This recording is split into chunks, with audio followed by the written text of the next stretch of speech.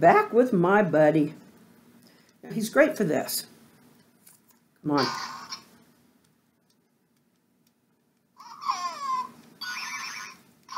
And I think it's funnier. Just had yogurt. Frozen, and it's good. Well, I've been stressing most of the day. Stressing over what to do when my Wi-Fi keeps flickering on and off. But it's finally on. So far, it stayed on for several hours. Tried to use my new HD little camera thingy here. You can see it. Tried to use that several times today, and I'm learning some things not to do. Such as, while it's in the waterproof casing, it does not record your voice. It records all of the little sounds around it, like, I guess, falling in water, people go in water. And if it clatters on something, but it does not record the voice. Very good reason is because the microphone is inside the waterproof case. So I've tried all these other doohickeys, and I got to take a whole tutorial on it. I have not figured that out. Anyway, I did do some goofing around.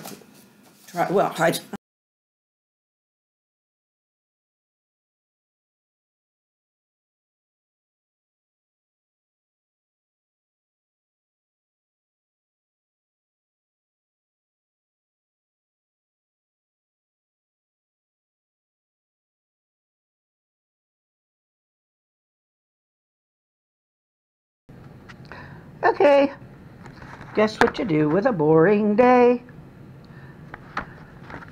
Actually, I sat here and I did do some writing. I played some games and I drew a manger scene.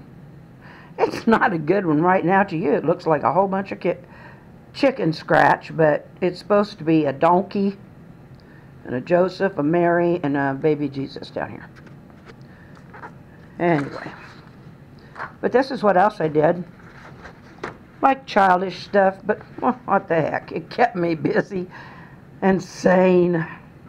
It's easy to go insane when you are housebound. Anyway. Okay, I'm trying to be back with you here. Little tidbit I'm going to read you here from the Who Be Charlie B book, which looks like this. And that's the first of the series. I'm working on the very last chapter on the second book. Anyway, this is into the funeral. Charlie is sitting there trying to escape because he's dark-skinned. His father is in the coffin. His father's died. And he's white. His mother's white. His siblings are white. And so nobody believes that it is his father, and they're all treating him like a germ, except for his family, of course. But anyway, I will read this. He's trying to escape back into a childhood, which he fails to get there. Charlie worked inside the railroad station sweeping. He smiled at the way his father joked with the passengers and waited to board the oncoming train. Henry spent his days signaling the train conductor and loading passengers' baggage. That cheerful chatter with the passengers was a bonus.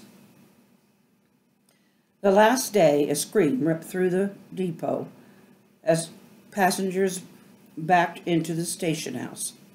The spine-bending screech of metal on metal mixed with into the noise. Charlie's breath caught, but he could not see past the mass of bodies. Mrs. Wilson looked in his direction and pointed out the door. Pa? One look at her face of tears, and Charlie knew indeed it was his father. He pushed through the bedlam to the platform. People pointed to the tracks. There, his father lay on the rails under the engine. The brakeman ran up to the front and waved the engine to back up. Henry Bueller's body ripped as he screamed in agony.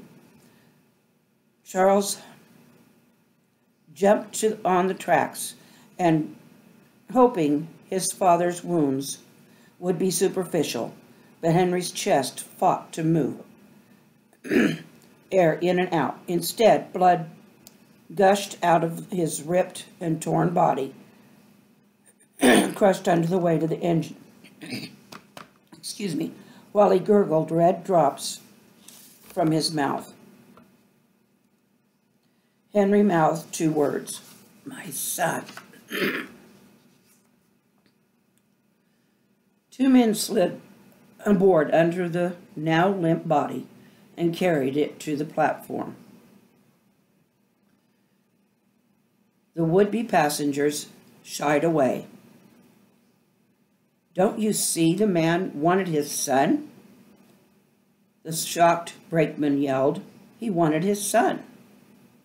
Mrs. Wilson slid up behind the man. "That is his son." Charlie was still in earshot and warmed toward the lady with salt and pepper hair. "Charlie, are you with us?" He felt a tug on his sleeve. His mother was bringing him back. Okay, so it was not a very pleasant end for his father, but that's where the story begins. And it's from there that Charlie has so much trouble. Well, has more trouble because he's now entered adulthood. Another break.